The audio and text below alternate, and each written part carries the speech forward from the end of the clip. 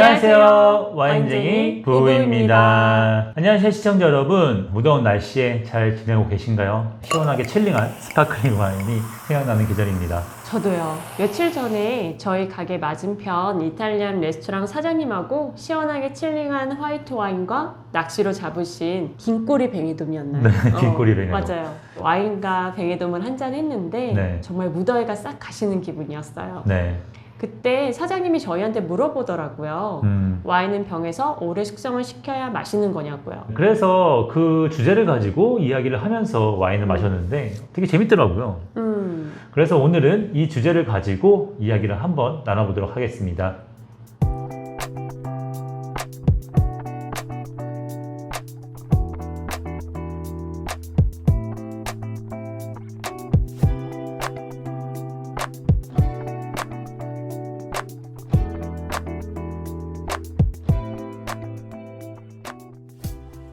많은 와인 전문가나 애호가들이 와인은 살아있는 생물이다 라고 이야기를 합니다. 개인적으로 약간 과장된 표현이라 생각을 하지만 어느 정도 사실인 것도 맞아요. 그 이유는 와인은 와인을 만드는 과정 중에도 그렇고 병에 담긴 후에도 계속해서 변화하기 때문이에요. 그렇죠. 근데 그렇다면 이런 질문을 할 수가 있어요. 계속 변화한다는데 도대체 내가 산 와인은 언제 마셔야 좋을까? 저희 부부의 결론부터 말씀을 드리면 다음과 같습니다. 와인에 심적기란 없다.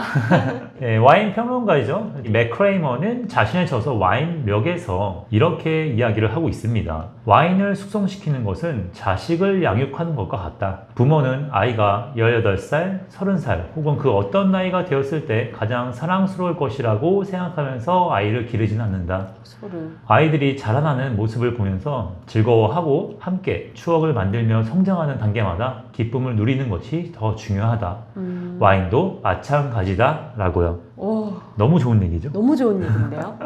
또한 프랑스 부르고뉴의 유명한 와이너리인 도멘 르루아와 네. 도멘 도브네를 소유하고 있는 라로비즈 르루아 여사는 이렇게 이야기했습니다. 네. 어느 누가 이 와인보다 저 와인이 훌륭하다고 말할 수 있겠어요. 와인은 병마다 다 달라요. 와인이 병이 되는 순간부터 제각기 새로운 생명이 시작되는 것이죠. 라고요. 네. 이 이야기가 어느 정도 공감이 되시나요? 그리고 데일리 와인으로 저렴하게 구입하는 와인들의 경우에는 오래 보관해 놓는다고 향이나 맛이 더 좋아지는 게 아니거든요. 그렇죠. 이 대부분의 와인들, 특히 데일리 와인들은 1년 안에 소비되는 것이 좋습니다. 네, 맞아요. 하지만 와인을 즐기는 분들이라면 남들이 이야기하는 장기 숙성용 와인을 마셔보고 싶은 마음이 분명히 있을 거고 네. 그렇게 비싸게 주고 사는 와인을 가장 맛있게 마시고 싶은 건 누구나 마찬가지일 거라고 생각을 합니다. 네. 솔직히 저희도 그렇고요. 그렇죠. 네. 네. 그런데 어떤 와인들이 오래 두면 맛이 더 좋아질 수 있을까요? 우선 오래 두면 맛이 좋아지는 와인의 비결은 무엇일까? 그런 게 중요한 것 같아요. 다시 이야기해서 장기 숙성용 와인이 되는 조건이라고 해야 될까요? 네, 그렇다면 질문을 다시 하겠습니다. 제가 과연 장기 숙성 와인이 되는 거, 그러니까 와인의 생명을 연장하는 요소들에는 뭐가 있을까요?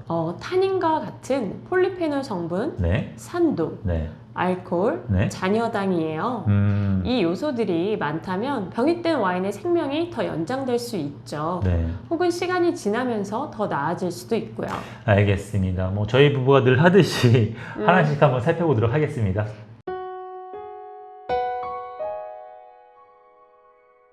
네, 우선 타닌과 산도. 네. 타닌은 와인에 대해서 맛 표현을 할 때 매우 자주 쓰는 단어인데 네. 폴리페놀 성분의 일종이에요. 이 폴리페놀이라는 건 종류가 수천 가지가 넘는데 네. 대표적인 것으로 녹차에 든 카테킨, 와인의 타닌이나 레스베라트롤, 사과나 양파의 퀘세틴 등이 있어요.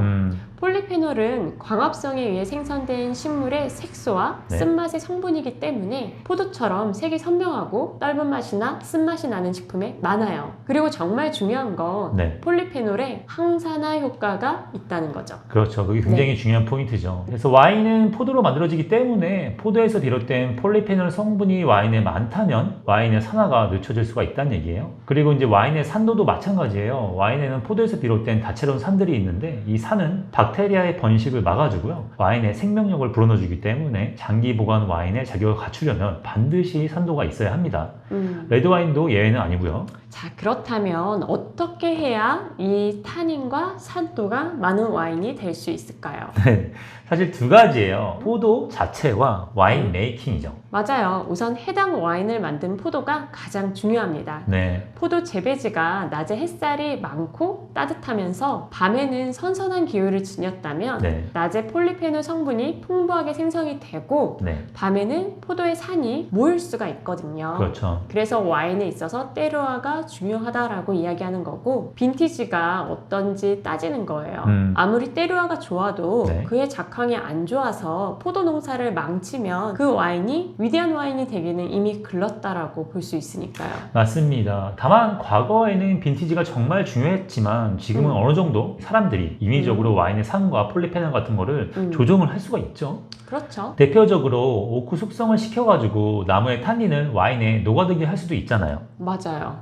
그래서 포도 자체도 중요하지만 와인을 어떻게 만들었는지도 중요하다고 할 수 있어요. 네. 그렇지만 와인을 고르기 전에 그 와인이 산도나 타닌이 많은지 적은지 짐작할 수 있는 방법은 그 와인의 브랜드나 네. 와인이 생산된 지역을 공부하거나 아예 아무 정보도 없다면 그 와인을 만든 품종밖에 답이 없죠. 네. 뭐 절대적이지는 않지만 화면에 띄워드리는 와인 폴리에서 소개하는 인포그래픽은 어떤 품종이 타닌과 산도가 많은지를 짐작하게 해줍니다.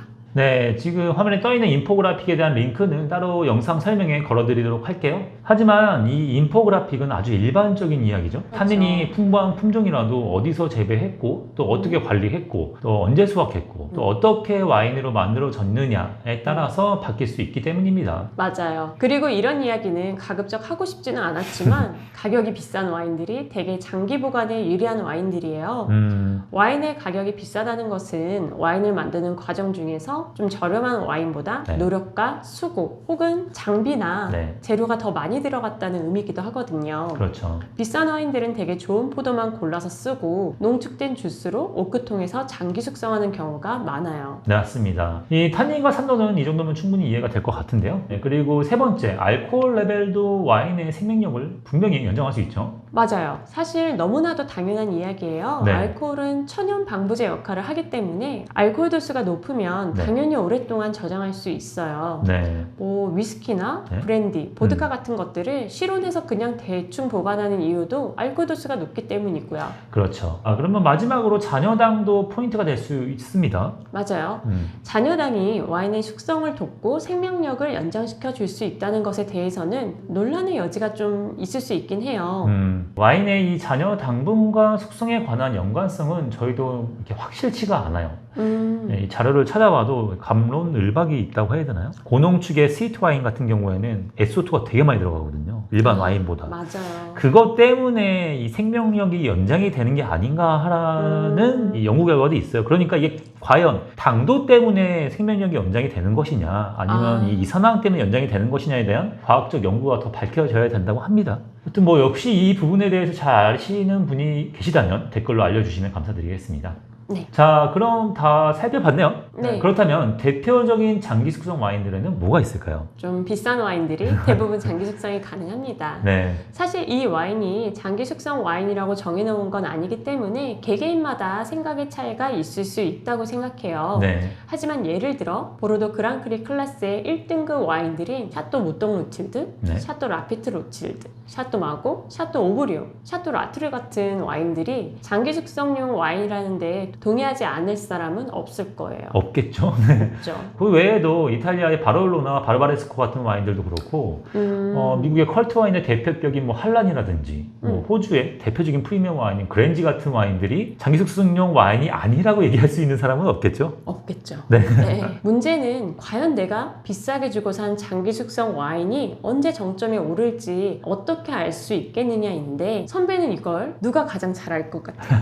아무래도 그 와인을 만든 사람이 아닐까요? 그렇죠. 바로 이 와인을 만든 와인 메이커겠죠. 네. 그렇다면 이야기는 꽤 간단해져요. 내가 산 와인을 언제 마시는 게 가장 좋을지 알려면 그 와인을 만든 와이너리 홈페이지에 들어가서 확인을 해보면 돼요. 네. 예를 들어 저희 부부가 애정하는 와인 중에 도마스 가삭이라는 와이너리가 있어요. 네. 그 와이너리 홈페이지에 가면 이런 자료가 있어요. 네. 이 화면에 떠 있는 자료에 대해서 설명을 좀 드릴게요. 이 자료의 제목은 도마스 가삭 와인의 빈티지 진화와 시음 조언입니다.